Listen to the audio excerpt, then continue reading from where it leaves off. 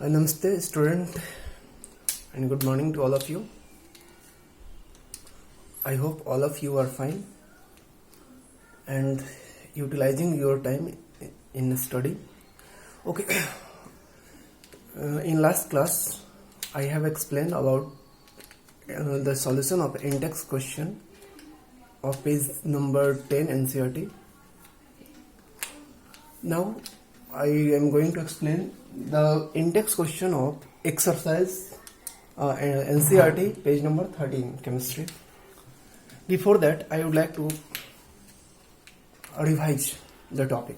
Okay, see, कुछ term है जो हम आपको फिर से रिवाइज कराना चाहते हैं क्योंकि टाइम हो गया। ये 14th लेक्चर है आपका और 14th लेक्चर में आप भूल भी गए होंगे बहुत सारा टॉपिक, क्योंकि अभी जो आएगा वो यही सब टॉपिक आएगा एक्टिविटी में, एक्सरसाइज में। तो एक बार हम आपको फिर से जो जो इम्पोर्टेंट है एक बार रिवाइज कराते हैं, फिर आगे बढ़ते हैं। जैसे आपको हमने बताया था कि रिएक्शन किसको बोलते हैं, यहीं से टॉपिक स्टार्ट किया था, शायद याद होगा। What is reaction? Reaction is a process of either combination or decomposition of molecules or substance or element. Is it clear?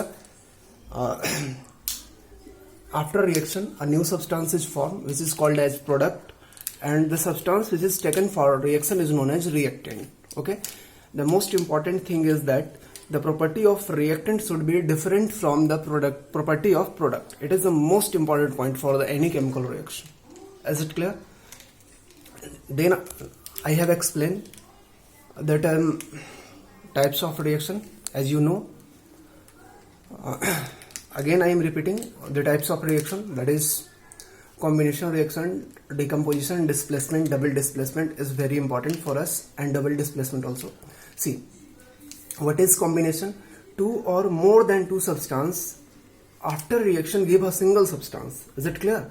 See, these are the four, and after mixing suppose it will give only one, then it is known as combination.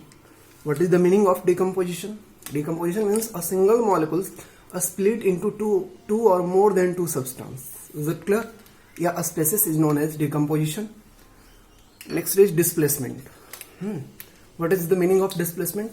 Displacement means the types of reaction in which more reactive element displace less reactive element. Is it clear?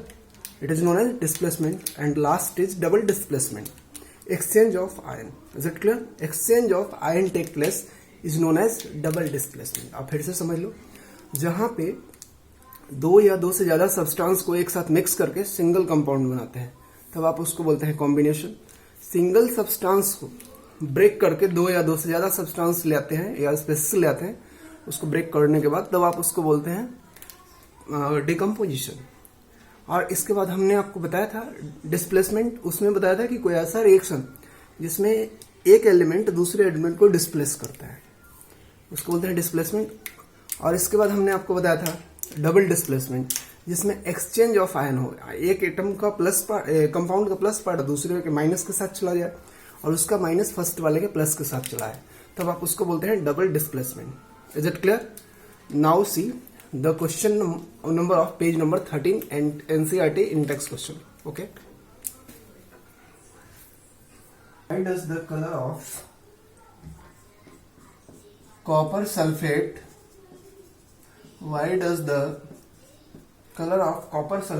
change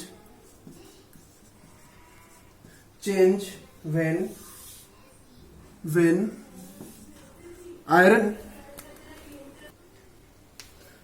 iron why does the color of copper sulfate change when an iron nail is dipped in it? Okay, समझिए बात को। ये है copper sulphate. Answer write down, this is copper sulphate. इसमें आप mix कर रहे हो आयरन को, iron nail. Is it clear? This is more reactive element, this is less reactive element, and you know which type of reaction is this? This is displacement reaction.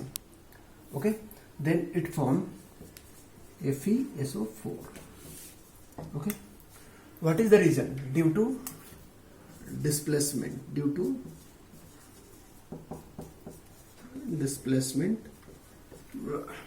reaction. Okay, write down. I will explain in detail. Write down first, then I will explain in detail.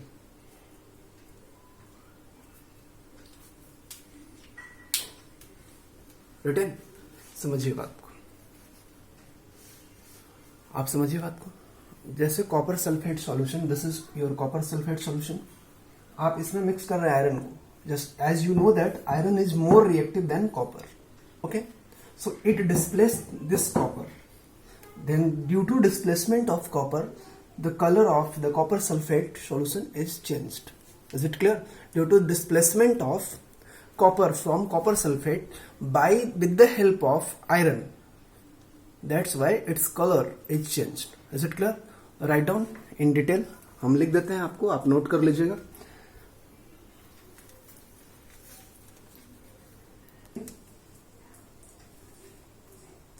And iron nail, when an iron nail is dipped in the solution of copper sulfate, then iron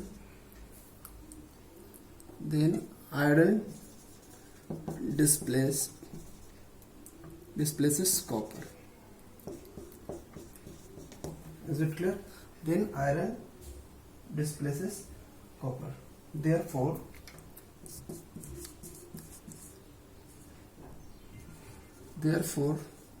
the color of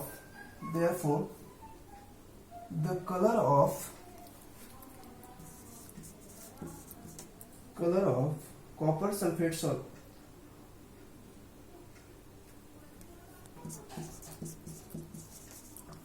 is changed. As we know that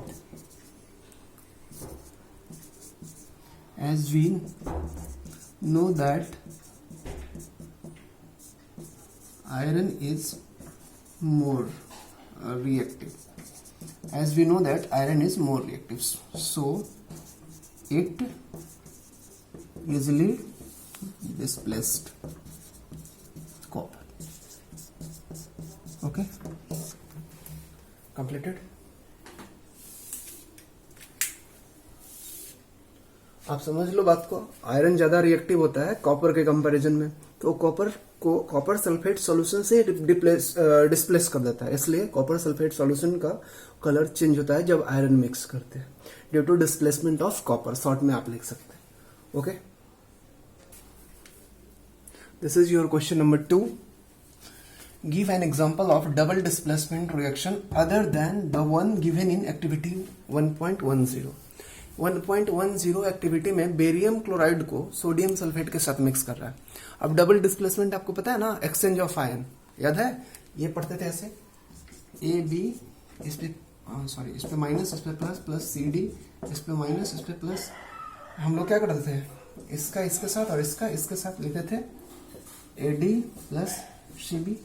ऐसे ही करके कोई example आपको देने हैं double displacement के, ठीक है? So please note down, this is example AgNO3 when mixed with sodium iodide।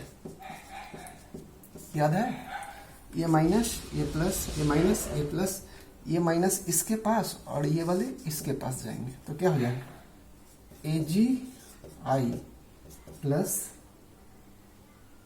NaNO plus NaNO3। This is an example of double displacement reaction. Is it clear? Okay. This is your answer. Write down first.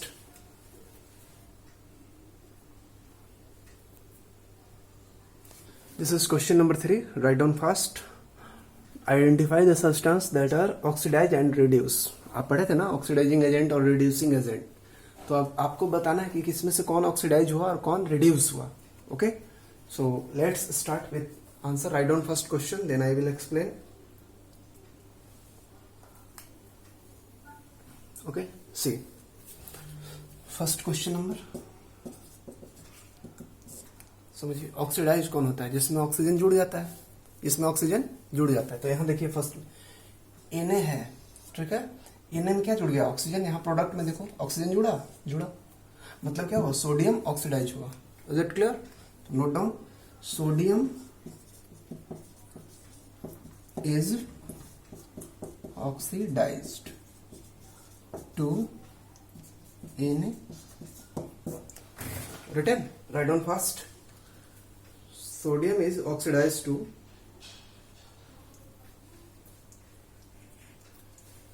Okay and अब आपसे पूछा reduce कौन हुआ इस reaction में, तो ये oxidise होता है, ये क्या होगा, रिड्यूस। एक ऑक्सीडाइज होता है, दूसरा reduce, and oxygen gets reduce. समझे बात को, फिर से समझ लीजिए। यहाँ सोडियम है, इसमें ऑक्सीजन जोड़ दीजिए तब ना ऑक्सीडाइज होगा। तो ये यहाँ देखिए जुड़ा है तो ऑक्सीडाइज, ये ऑक्सीडाइज हुआ तो क्या होगा, रिड्यूस। सही है? ओके। सेकंड क्वेश्चन देखिए, अच्छे से देखिएगा। यहाँ कॉपर है, कॉपर ऑक्साइड, ठीक है। इसमें हाइड्रोजन जोड़ रहे हैं, यही कर रहे हैं ना।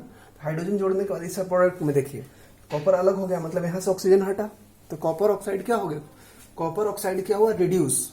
समझ रहे हैं? यहाँ से ऑक्सीजन अगर जोड़ते तब ऑक्सीडाइज, ऑक्सीजन हटा दिए तब क्या होगा, रिड्यूस। तो यहाँ क्या हो जाएगा, copper oxide is reduce. Copper oxide is, तो note down, copper oxide is, this is copper oxide is reduce to copper. सही है? अब ए रिड्यूस हुआ तो क्या होगा, oxidize, and hydrogen is oxidize to H2। सही है? क्लियर हुआ? समझे बात को? फिर से आप समझ लीजिए। इस रिएक्शन में ऑक्सीजन जुड़ा है, यहाँ देख रहे हैं ना, तो ये ऑक्सीडाइज हुआ, और यहाँ से ऑक्सीजन हटाते ये रिड्यूस हुआ। अब ये यहाँ देखिए, ये ऑक्सीडाइज हुआ तो ये क्या होगा, रिड्यूस। ये रिड्यूस हुआ तो ये क्या होगा, ऑक्सीडाइज। Is it clear? अब नेक्स्ट क्लास में हम आपको, आप एक्टिविटी ट्राई करेंगे। एनसीईआरटी का जो रेस्ट क्वेश्चन है, एक्सरसाइज क्वेश्चन, हम आपको वर्ड फॉर्मेट में अवेलेबल करा देंगे। Okay, thank you very much, take care.